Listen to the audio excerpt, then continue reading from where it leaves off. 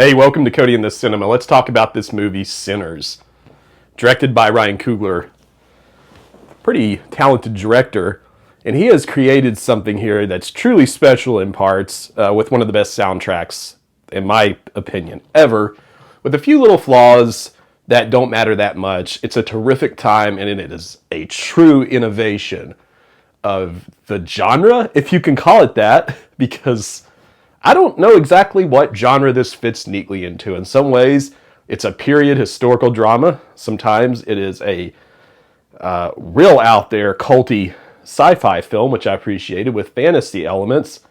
But overall, I think it's a celebration of music and the experiences that bring us together as people and how different walks of life might come together or might not come together. And it is a real blast.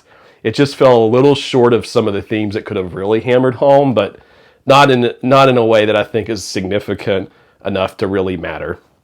So to try to describe Sinners, two brothers, played both beautifully by Michael B. Jordan, Smokestack.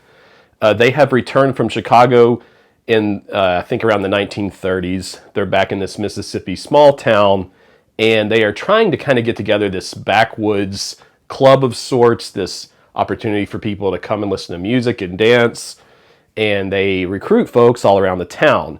One of them is interrupted in that process, right off a train, by Haley Steinfeld's character, Mary, a really fun, interesting, unique character who had a relationship with one of the brothers. And that part of the story is cut a little short because you don't get enough character development to really appreciate why she's there, who she really is, and that part of the film frustrated me quite a bit. I did not find myself knowing enough about her. But what you do get of Haley Steinfeld in the film, what you do get in terms of character, is really strong, and I like her chemistry with Michael B. Jordan. I would love to see them in another film together. Very strong performances right alongside each other. There's also another kid in there. I think he's played by Miles Canton, he's sort of a musician that has a special ability. He's very good. He's very, very talented in this film. His music almost is seen as supernatural. And another woman who's involved with one of the brothers talks about that. There's a woman in here who's something of a spiritual leader, and that part of the film is really cool. And that part I thought was developed a little better because all of the sci-fi supernatural elements of the film are, well, like in the beginning, you know what you're going to get. You understand that there's going to be some kind of science fiction. That's in the very beginning, we see that something has gone terribly wrong with Miles Kenton's character. And I think that you don't get the rug pulled out from under you. In other words, you don't get an abrupt genre shift. You know it was coming. Another thing, another genre piece of this that I really wanted more of was there are some Native Americans who show up in these like beautiful shots that look straight out of a Western to warn some characters. That part of the story is really underdeveloped, and that part was awesome. It gets very, very minimal screen time, and I would have liked to have seen more of that. Now, that and the Haley Steinfeld part, and some things with the script I wasn't the biggest on, those are my small objections to what's otherwise a pretty great film. The music. Okay. There are different genres of music. There is the obvious soulful bluesy music, like 10 out of 10. I have listened to the soundtrack. I was doing some work on my computer earlier. I listened to the soundtrack for about an hour, and I just watched this thing last night. I am head over heels in love with the sound of this film. It is so full of passion and enthusiasm and authenticity, and this film is, if nothing else, an authentic, original piece of work. I just, like, I could listen to that soundtrack for hours. It is, first and foremost, this is a great musical, in my opinion, a great folk horror musical. Not quite the Wicker Man, the original Wicker Man, but it's in that vein of folk horror music. That part of the film is masterful. And then some of the drama and the rest of it is like maybe above average or great in parts. It's a good comedy at times. It can be very funny. The way that the characters interact and party together is a lot of fun. They are just so happy and enthused to be there. And there's a general positivity to this film. If you look at it, if you just pick this up, you might think this is a really dark, brooding sort of piece of melancholy. It's not. For a film that goes into some of the tropes it goes into that you probably already know or have heard about, it's like actually pretty upbeat and optimistic overall. And I appreciate the director being okay with going there. There's also a little bit of social commentary, not a lot, but a little bit, with how African Americans have been treated historically. And I do think that the film does a couple of things with that that are really awesome and fun and not just like depressing. Like I said, it's an optimistic kind of a film. I liked Jack O'Connell's character as this sort of creeper who stalks around parts of the neighborhood and does some creepy stuff. And he's in his music, and that part of the musical experience really surprised me. Because like I said, there's not one genre here. I don't want to, if you haven't seen it, I don't want to spoil it, but there are a couple of musical numbers. There's one where all the people are in the middle of the party, and the musical number there and some of the original things that happen while people are dancing and singing, that part, I'm not kidding, rivals anything that MGM ever did with Gene Kelly and Fred Astaire.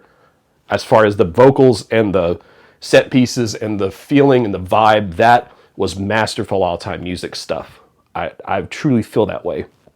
Even if other parts of the movie can be a little generic at times, that part was like insane. I did not expect it to go where it went to, and I really loved how it blended genres. There is a sort of part of the film that continues on past the credits. Some people like that. I don't like that. I wish that the director hadn't done that, but it wasn't super distracting or anything. But if you need to watch until the credits are very noticeably like over. You know what I mean? Because if you think you finished the film, you haven't until you get to that part where it's like black credits and little font, and you know that there's just nothing else to see. That's an impulse I wish directors wouldn't give into. I think that's just not necessary, but I know why they did it, and I can see why people are a fan of it. And I do like how the film ended, because the film it also has this element that takes you into like far into the future, and you get to see some of the ramifications of all the things that happened. And I like the content, I just didn't like the way that it was like had that post-credit stuff. That's just not for me. I don't know if anybody else has any strong thoughts on that or not, because I like to know that the film is finished. I like that about Bergman films. You know, it just tells you it's done. You know, that way I'm not looking for anything. Now, you could take my small criticisms and you could literally just throw them out the window in a sense, because the film is that full of energy and life and originality. And I really want, Michael B. Jordan to get nominated for awards for this. I mean, like, the two brothers aren't the same person. They're very different in their personalities. And the development of those two characters had to have been tricky to play, as you'll see, I don't know, halfway through the movie. And Haley Steinfeld gives another commanding performance on screen. I originally, like on Letterboxd, I went like 4 out of 5 on this. I might even give a little higher. You could 5-star this, despite the fact it has a few little things I would have improved. But it's one of those movies that, like, 10 years from now, people are still going to be talking about Sinners. Like 15, 20 years from now, people will still be talking about Sinners. It has some gorgeous cinematography, great shots of the land and the fields, and there's some interesting, there's some interesting camera work, some really well developed tracking shots. There's a great one where the camera follows a character to the street and then back across, and you get the sense of this small town. The director was confident enough that that little piece of a town would be visually stunning enough and interesting enough that it would be worth immersing us in it for a few minutes. And the film has a good nature and a good heart about it. You just have to be in for some gore and for some blood and for some good music. See this if you haven't. Picked this up. I did not pick up the 4K, so if you all picked it up and really liked it, let me know in the comments. But those are just my thoughts on the movie. Like, I'd probably watch this 2 or 3 more times. Awesome film. So Sinners, there's your review. If you like the content and you want to click the thumbs up button, that'd be great. And leave your thoughts in the comments below. Subscribe if you haven't. I cover lots of films on here, and you'll always find a home for movies at Cody in the Cinema.